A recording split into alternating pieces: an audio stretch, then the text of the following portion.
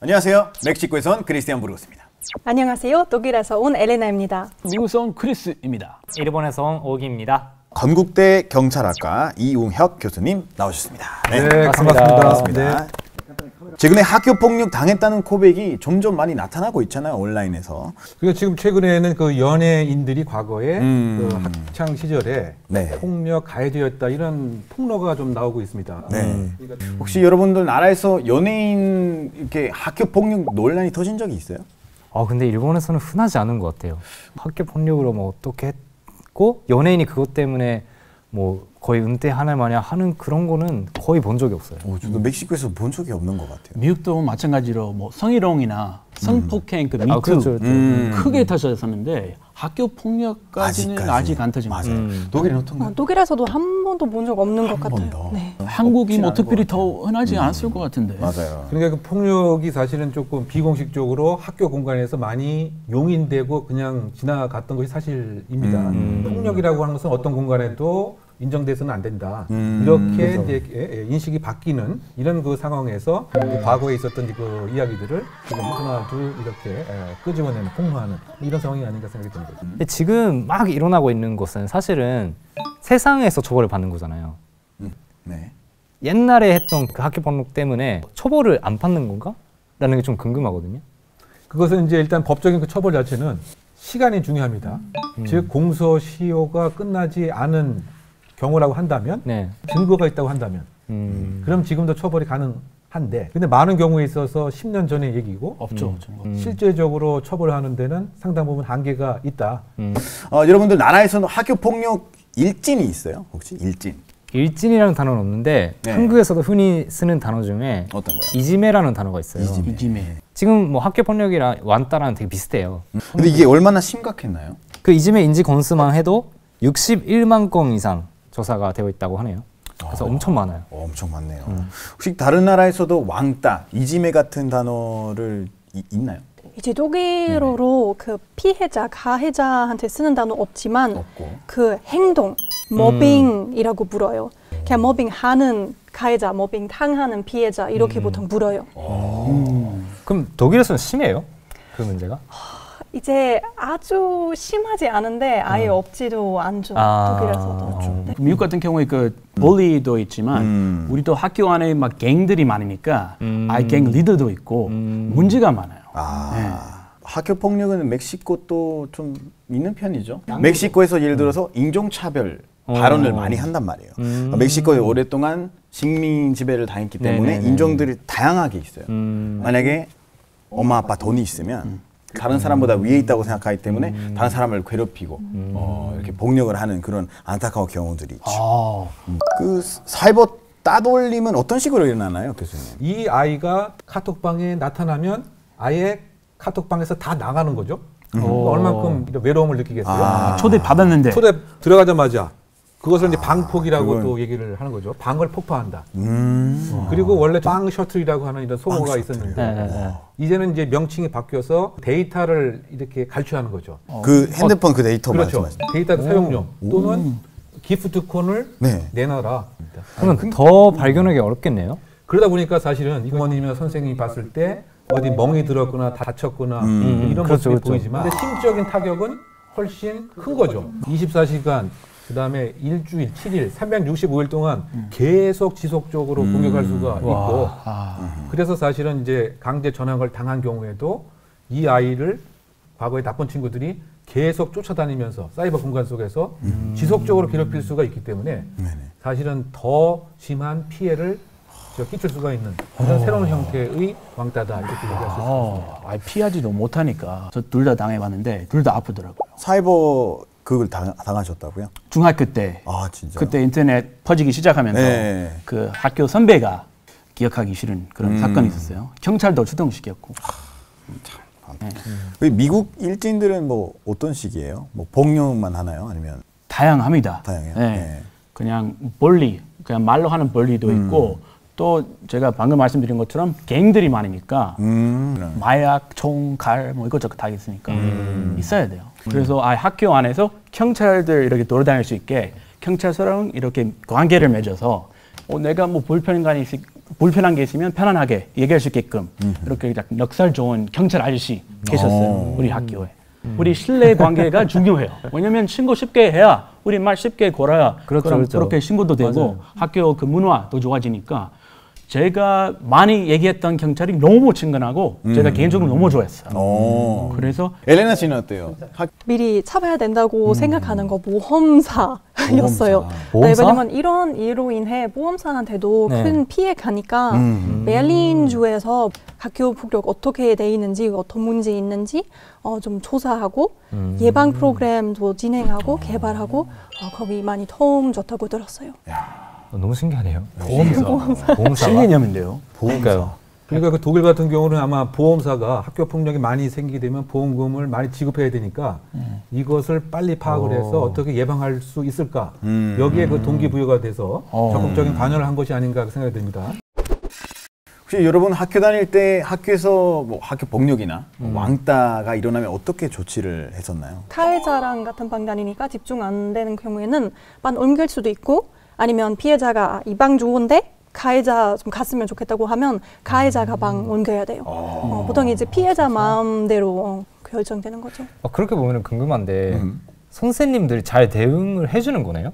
이제 피해자 생각하면서 이제 더 이상 피해 안 가게 대책 잘 하는 것 같아요. 왜냐면 일본 같은 경우에는 선생님이 어느 정도 문제를 안 삼키려고 해요. 문제가 커지니까. 네. 커지니까. 그래서 보통은 뭐 숨기거나 그래가지고 학교 측에서 사과하는 일이 정말 많아요. 그래요? 네. 근데 한국에서도 이제 좀 일본하고 그거는 좀 비슷한 것 같아요. 일부러 숨기는 건 아니지만 가급적 축소하려고 하는 거죠. 왜냐하면 이것이 이제 알려졌을 때 교육청에서 그 학교에 여러 가지 평가 점수가 낮아질 수가 있으니까 그렇죠. 이거를 공개적으로 하기보다는 웬만하면 조금 줄이고 이런 것이 분명히 있습니다. 신고 문화가 잘 되어 있는 것 같아요. 어느 정도. 그 선생님이 웬만하면 대응 잘해주고 대응 잘 안 해주면 그거 이상한 거예요. 그럼 선생님 신고할 수 있어요. 신기하다. 왜냐면 멕시코에서는 약간 선생님들은 그냥 문제를 해결하려고 하진 않고 그냥 멈추게만 하려고 하는 거예요. 그러니까 하지 마. 너는 절로 가고 너는 절로 가. 멈춰.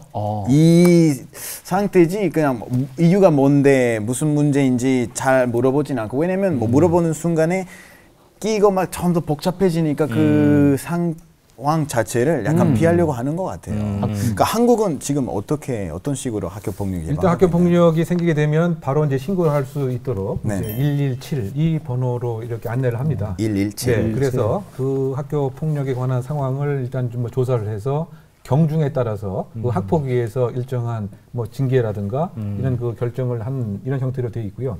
또 뭐 심한 경우에는 뭐 형사법적인 뭐 제재가 있을 것이고 또는 그 초등학생 같은 경우에는 뭐 그런 상황을 보게 되면 멈춰 이렇게 뭐 외치는 이런 거 뭐 프로그램도 뭐 시행을 하고요. 과연 이제 그 효과가 있느냐 이런 문제는 좀 지켜봐야 되는데 왜냐하면 이것이 좀 형식적으로 이루어지는 경우가 많이 있고. 그렇죠. 한국에서 부모님도 많이 신고하나요? 뭐 미국처럼 우리 딸이 맞았다. 그럼 저 같으면 바로 신고할 텐데 혹시 한국 그러니까 아무래도 이제 그 피해자 입장에서는 신고를 좀 많이 하려고 하는 거고요. 가해 부모님들 입장에서는 이것은 친구들끼리 아이들끼리의 장난인데 이게 뭐가 문제냐. 이렇게 이제 하는 반면 학교에 누가 더 영향력 있는 학부모로 평가를 받느냐에 따라서 징계가 공정치 않다. 또 이런 논란이 또 생기기도 하고요. 그 제가 기억나는 영상이 하나 있는데 그런 거 예방을 하기 위해서 교도소에 실제로 가가지고 구경을 시켜주는 그런 영상을 하나 봤거든요. 되게 유명한 것 같은데. 그 프로그램 아니에요? 그 미국 프로그램. 미국 프로그램. 네. 그래요? 꽤 유명했어요. 맞아요. 정말 시청률 대박 쳤고요. 그 시즌 9까지. 근데 제가 봤을 때 엄청 무서웠거든요. 그 실제 문제 일으키는 아이들 실제 데리고 그 한 달 동안 프로그램이 있어요. 근데 그 중에 딱 하루만 감옥살이 시키는 거예요. 진짜 실제 범죄자들이랑 같이 있으면서 야 너 뭐 했냐, 너 왜 했냐 무서운 사람들 앞에서 다 그냥 조금만 어린아이인데 이거는 재밌다, 이거는 효과가 있겠다 하는 시청자 있는 반면에 야 이거 뭐하러 하냐, 그 어린아이 그 감옥 진짜 감옥 왜 보내냐 그 크게 논란이 됐었어요. 그냥 시청률 위해서 일부러 막 자극적으로 MSG도 뿌리고. 그러면 크리스님은 효과가 있다고 생각해서 하세요? 저는 효과가 떨어진다고 생각해요. 물론 단기 효과가 있어요. 당장 무서우니까 그거 피하고 싶으니까 그래 안 할게 하지만 장기적으로 오히려 마음 상처도 더 커지고 나중에 오히려 더 악화될 수도 있는 그런 상황인 것 같아요. 독일은 DB 프로그램이 아니라 실제로 하는 소리 들었는데 맞아요? 네, 맞아요. 독일에서 하노바라는 도시에서 실제로 그런 교육 프로그램이 있었는데 그래요? 거기 이제 학생들이 근데 딱히 이제 범죄하는 학생들 아니고 그냥 예방 교육으로 교도소 갔고 그때 재수랑도 얘기 좀 해봤고 앞으로 어떻게 살고 싶나 이런 대화도 하고 다른 도시에서들 그런 프로그램이 없는 걸로 알고 있어요. 왜냐면 이제 진짜 효과 있는지 없는지 과학적인 증거가 없으니까 네, 쉽게 진행할 수 있는 프로그램 아니에요. 내가 나쁜 일을 하게 되면 이런 불이익이 올 것이다 라고 하는 메시지를 전파시키기 위한 그런 그 프로그램인데 네. 그런데 이것이 오히려 나중에 폭력성을 더 높이게 되는 이러한 청소년이 되더라. 이런 결과가 있었던 거죠. 왜요? 왜냐하면 이렇게 강압적인 이런 모습들이 있지 않습니까? 네네. 그래서 오히려 그런 부정적인 영향을 받기 때문에 학교 폭력을 더 높이게 되는 역효과적 프로그램이 되더라. 라고 하는 또 실증적인 연구 결과도 있었습니다. 애정이 필요해요. 애정. 그죠. 네, 이거 더 필요 없어요. 플로리다주에서 학교 폭력과 관련 굉장히 유명한 일이 있었다면서요? 어떤 그 플로리다주에서 가해자가 상습적으로 이 학생을 괴롭혔어요. 폭력까지 계속 해왔는데 어느 날 그 학교 왔는데 그 가해자 만났죠. 공격하려고 하는데 칼로 찔러가지고 그 사망하게 했어요. 피해자가 살해했는데 이거는 정당방위로 아예 무죄 판결을 받았어요. 그리고 미국에서는 지금 50주 중에 절반 이상이 그런 법이 있어요. Stand Your Ground Law라고 정당방위 할 수 있어요. 자신을 괴롭히는 학생을 칼로 살해한 행위가 과연 정당한가 아닌가? 그런 건 이해가 되기는 해요. 네네. 정말 그 위협을 느껴서 그냥 어쩔 수 없이 칼 이렇게 나와가지고 죽여버렸다. 그렇지만 정당 행위로 무죄 받는 것이 그래도 살인은 죽인 건 죽인 거니까 그거는 그거대로 저는 어느 정도의 처벌이 있어야 된다고 생각을 해요. 네네. 저는 정당방위라고 생각해요. 많은 미국 사람들도 똑같은 생각하는 게 그 생존 본능이 있잖아요. 내가 살아나야 되니까 내가 당연히 디펜스 해야 되는데 네, 저도 그 피해자 마음 어느 정도 이해 가는데 근데 이 상황에서 내가 지금 가해자 죽이지 않으면 내가 죽는다 그거 아니었잖아요. 그래서 모르죠.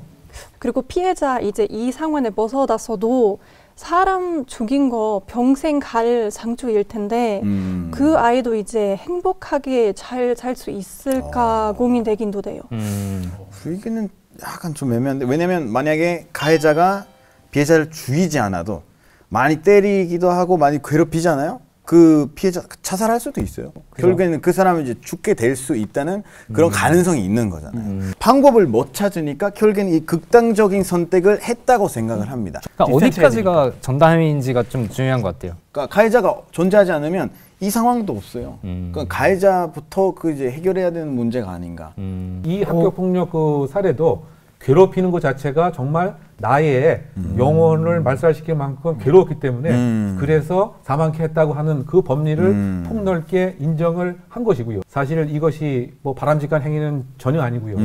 또 형사사법 행정 시스템이 있으니까 경찰에 신고를 해서 또는 학교 기관에 신고를 해서 이 아이를 처벌함이 사실은 이제 맞는 얘기죠. 그래서 이것은 정당방위 이슈와 그 다음에 학교 폭력 이슈를 조금 구분해서 그 생각을 해야 될 것 같고 더 중요한 것은 이런 지경에 이를 동안 과연 학교와 사회와 경찰이 그대로 무방비로 방관을 했기 때문에 이 양쪽 학생들이 극단적인 것으로 이렇게 치달았다.